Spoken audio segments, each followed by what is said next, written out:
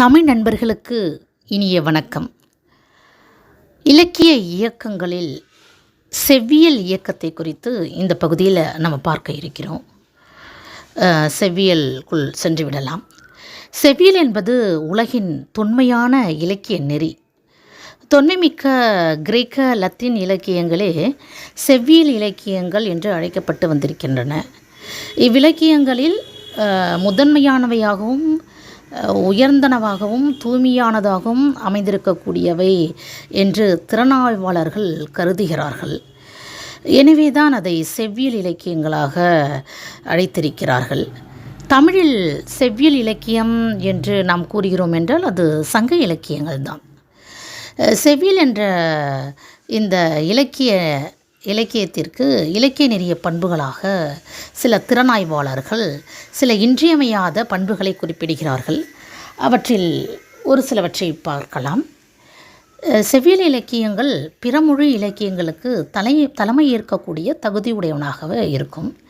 பிற இலக்கியங்களுக்கு இவை முன்மாதிரியாக அமைகின்றன என்றே கூறலாம். செவ்வியல் இலக்கியங்கள் உலகம் முழுவதிலும் தொன்மையுடையவனாக இருக்கின்றன. பிற்கால இலக்கியங்கள் பின்பற்றத்தக்க தொன்மையுடையவனாகவே இவை இருக்கின்றன. இந்த செவ்வியல் இலக்கியங்களுக்கு பல்வேறு மரபுகளை ஏற்றுக்கொள்ளும் பண்பு உண்டு. சமுதாய மரபுகள், இலக்கிய மரபுகள் முதலிய கூறுகள் செவ்வியல் இலக்கியங்களில் காணப்படுகிறது. செவ்வியல் கவிதைகளில் கவிஞன் தனிப்பட்ட வெறுப்புகள் இடம்பெறுவது கிடையாது. கவிதையில் கூறப்பட்டுள்ள பொருளே முதன்மை இடத்தை பெறுகிறது. அந்த செவ்வியல் இலக்கியங்களில் தனிப்பட்ட மனிதர்கள், தனிப்பட்ட குழுக்களுக்குரிய செய்திகள் இடம்பெறுவது கிடையாது. அனைவருக்கும் பொதுவான உலக பொதுமையான உணர்ச்சிகள், கருத்துக்கள் போன்றவையே இதில் கூறப்பட்டிருக்கிறது. இந்த இலக்கியங்களில் செவ்வியல் இலக்கியங்கள் கருத்துக்களை கூறும்போதும் தீவிரமான உணர்ச்சிகளை கூறும்போதும் கட்டுப்பாட்டுடன் கூறுகின்றன. கட்டற்ற உணர்ச்சிகள் அவ கூறுறது கிடையாது. எதனையும் காரணக்காரிய ஏய்புடன் கூறும் பண்பு இந்த செவ்வியல் இலக்கியங்களில் காணப்படுகின்றன. இலக்கிய உள்ளடக்கம் உருவம் பொருந்தி இருக்கக்கூடிய முறையில் செவ்வியல் இலக்கியங்கள் அமைகின்றன. செவ்வியல் இலக்கியங்களின் கற்பனை கூட மரபுக்கு உட்பட்ட நிலையில்தான் அமைந்திருக்கும். எல்லை மீறிய கட்டற்ற கற்பனைகள்லாம் செவ்வியல் இலக்கியங்களில் இருப்பது கிடையாது. இந்த கருத்துக்கள் தான் பார்த்தோம் அப்படின்னு சொன்னால் செவ்வியலின் பண்புகள் என்று திறனாய்வாளர்கள் கூறுறாங்க. இந்த செவ்வியலின் பண்புகள் பல சங்க இலக்கியங்களில் காணப்படுவதை நம்ம பார்க்க முடியுது. பல இலக்கியங்களில் செவ்வியல் இலக்கியங்கள் பார்த்தோம்னா அதோடைய இன்றியமையாத பண்புகள் பார்த்துட்டு வந்தோம். இதில் தலைமை பண்பு உடையது என்று நாம் பார்த்தோம் இல்லையா? இந்த கருத்திற்கு இணங்க சங்க இலக்கியங்கள் தலைமை உடையவனாகவே இருந்திருக்கின்றன. தமிழ் என்று கூறியவுடன் சங்கமும் நினைவுக்கு வருமளவுக்கு தலைமை சான்றாக சங்க இலக்கியம் நிலவி இருந்திருக்கு. அப்புறம் பார்த்தோம் அப்படின்னு சொன்னால் தமிழுடன் இணைந்து எண்ணப்படுகின்ற மதுரை நகரமும் தலைமை பண்புடையது தான். தமிழ் நிலை பெற்ற தாங்கரு மரபின் மகிழ்நனை மருகின் மதுரை என்று குறிப்பிடப்படுகிறது சிறுபானாற்றுப்படையில். இது நகரங்களுள் எல்லாம் தலை சிறந்தது மதுரை என்றும், தலைமை பண்புக்கு காரணம் அங்கு நிலை பெற்றிருக்கும் தமிழ்தான் என்றும் கூறுகிறது. இதுபோல் காணப்படும் பல குறிப்புகள் தலைமை பண்பு எனும் செவ்வியல் பண்புக்கு சான்றாக அமைகின்றன. அப்புறம் அடுத்த ஒரு பண்பு பார்த்தோம்னா செவ்வியல் இலக்கிய பண்புகள் ஒன்று மரபுகளை பின்பற்றக்கூடியது. இதை சங்க இலக்கியத்தில் பெரிதும் மரபுகளை போற்றக்கூடிய மரபு வழி நடப்பதாகவும் அமைந்திருக்கக்கூடியதாக இருக்குது. நாடக வழக்கினும் உலகியல் வழக்கினும் பாடல் சான்ற புலனறி வழக்கம் இது தொல்காப்பியர் குறிப்பிடுவது. அதாவது இலக்கியம் எத்தகையது என்பதை விளக்கும் அடிப்படை மரபு என்று இதை நம்ம கூறலாம்.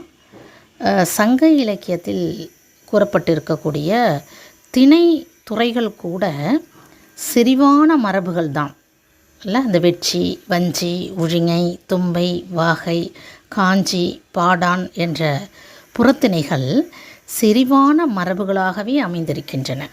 மனிதனின் புறவாழ்வு நிகழ்ச்சிகள் இத்திணைக்குள் ஏதேனும் ஒன்றில் அமைத்து கூறப்படுகின்றன.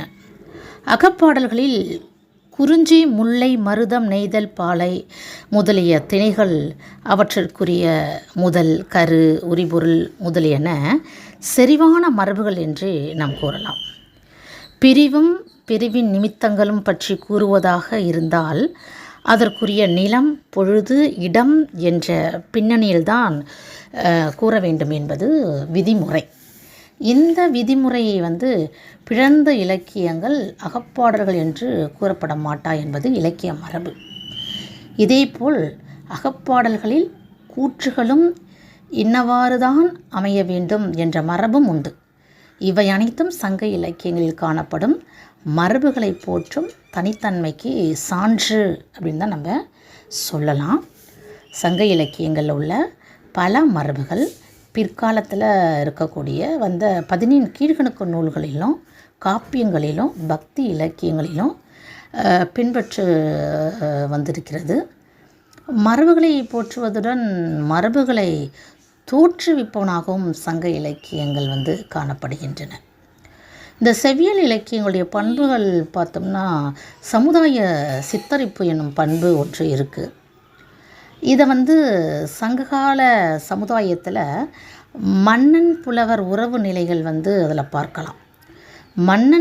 மன்னர்கள் பலர் புலவர்களாகவும் புலவர்களை மதிப்பவர்களாகவும் இருந்த சமுதாய நிலை புறப்பாடல்கள் காட்டப்படுது. இதில் பார்த்தோம்னா ஒரு பாடல் சேர மன்னன் தகடூர் எரித்த பெருஞ்சீரல் இரும்புரை, அவருடைய அரசவையில் முரசுக்கட்டில் என்று அறியாது உறங்கிய புலவர் மூசிக்கீரனாரை மன்னன் தன்னுடைய வாளால் வெட்டாது அவருக்கு கவரி வீசினார். இல்லை இதை பார்த்தோம்னா அது வெளிப்படுத்தக்கூடிய ஒரு பாடல் ஒன்று இருக்கே.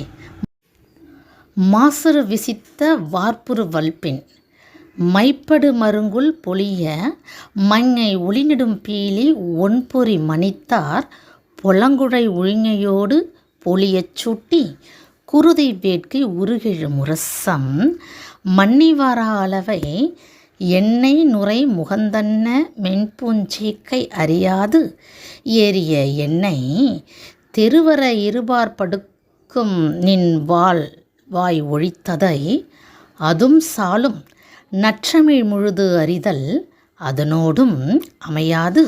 இந்த பாடலில் பார்த்தோம் அப்படின்னா மோசிக்கிரனார் அவர்கள் பாடிய பாடல் இது. அந்த மன்னன் புலவனை தன்னுடைய வாளால் வெட்டாது அவருக்கு கவரி வீசுறார். இது அந்த மன்னன் புலவனிடம் கொண்டிருந்த நட்பையும் தமிழ் மீது கொண்டிருந்த பற்றினையும் நமக்கு வெளிப்படுத்தக்கூடிய, விளக்கக்கூடிய விதத்தில் இருக்கக்கூடிய சமூக குறிப்புடைய பாடலை என்று கூறலாம். இது ஒரு பண்பு நலன். அடுத்தது செவ்வியலில் பார்த்தோம்னா செவ்வியல் இலக்கியங்கள் நிலைத்த உண்மைகளை கூறுகின்றன என்று. உலகத்தினை உய்விக்கக்கூடியது அன்பு எனும் பேர் உணர்ச்சி. இதனை பல்வேறு அற இலக்கியங்கள் வற்புறுத்தி கூறியிருக்கின்றன. சங்க இலக்கியம் அன்பு எனும் அடிப்படை உணர்ச்சி உலகத்தில் காணப்படும் எதனையும் விட உயர்ந்தது என்ற கருத்தினை ஆழமாக கூறுகிறது. குறுந்தொகையில் ஒரு பாடல், நிலத்தினும் பெரிதே வானினும் உயர்தன்று நீரினும் ஆரளவென்றி சாரல் கருங்கோர் குறிஞ்சி பூ கொண்டு பெருந்தேன் இழைக்கும் நாடனோடு நட்பே என்ற அருமையான ஒரு பாடல். இந்த பாடல் நிலம், வானம், நீர் என்ற இயற்கை பொருட்கள் எல்லாவற்றையும் விட அன்புதான் உயர்ந்தது என்ற கருத்தினை கூறுவதாக அமைந்திருக்கிறது.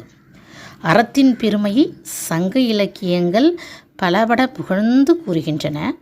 உலகின் நிலையானது அறம் ஒன்றுதான் என்ற செய்தியையும் சங்க இலக்கியங்கள் கூறுகின்றன. இவை போன்ற பல பாடல்களில் நிலைத்த உண்மைகளை கூறும் பண்பு இடம்பெற்றிருப்பதை பார்க்க முடிகிறது.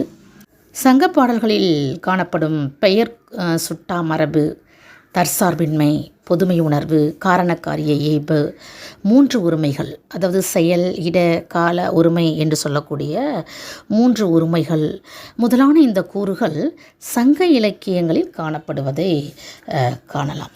எனவே தான் சங்க இலக்கியங்கள் செவ்வியல் இலக்கியங்களாக இன்று வரை திகழ்கின்றன.